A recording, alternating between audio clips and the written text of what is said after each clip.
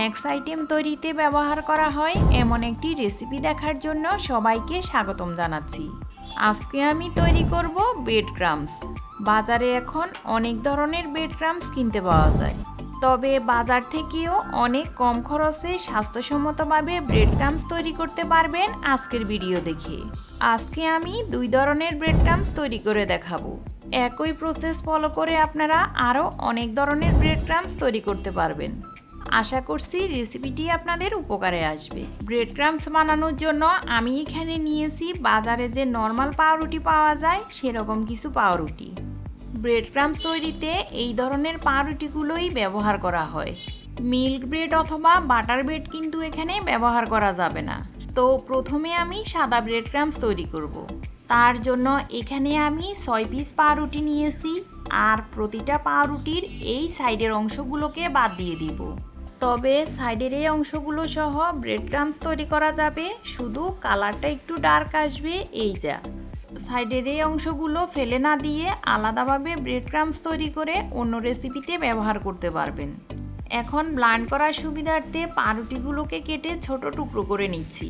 তবে আপনারা এভাবে কাটতে না চাইলে হাত দিয়ে ছিঁড়েও ছোট করে নিতে পারেন।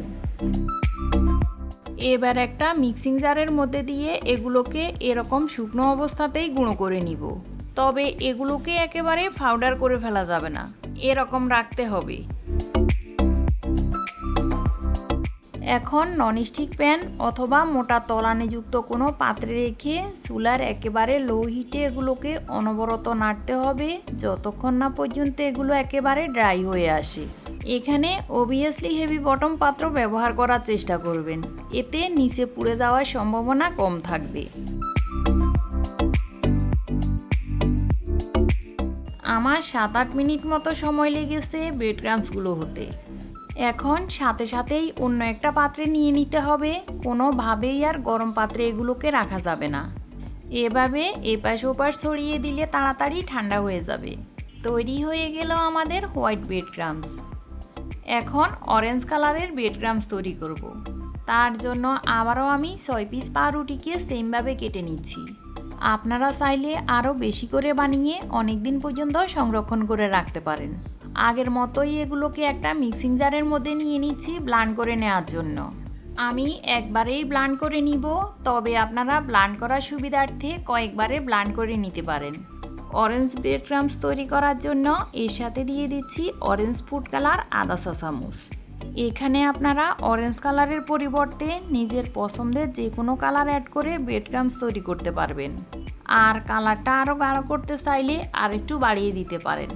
আবারও চুলার লো হিটে 5 থেকে 7 মিনিট মতো নেড়ে চেড়ে এগুলোকে ব্রেড ক্রাম্বস বানিয়ে নিয়েছি।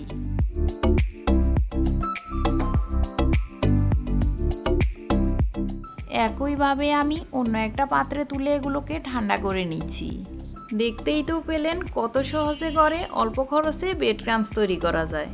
এগুলো এয়ারলক কোটায় করে 1 মাস অথবা এর বেশি সংরক্ষণ করতে চাইলে জিপলক ব্যাগ অথবা এয়ারটাইট কোটায় করে ডিপ ফ্রিজারে রেখে 6 মাসের মতো সংরক্ষণ করতে পারবেন। আশা করছি রেসিপিটি আপনাদের ভালো লেগেছে। আজকের রেসিপি দেখে উপকৃত হয়ে থাকলে অবশ্যই কিন্তু চ্যানেলটি সাবস্ক্রাইব করবেন। সবশেষে বলবো, একটা লাইক দিয়ে আপনার মূল্যবান মতামত জানালে খুশি হব, কারণ আপনার একটা লাইক আগামী পথ চলতে আমাকে অনেক উৎসাহ দেবে। আজ এখানেই বিদায় নিব, দেখা হবে নেক্সট এপিসোডে।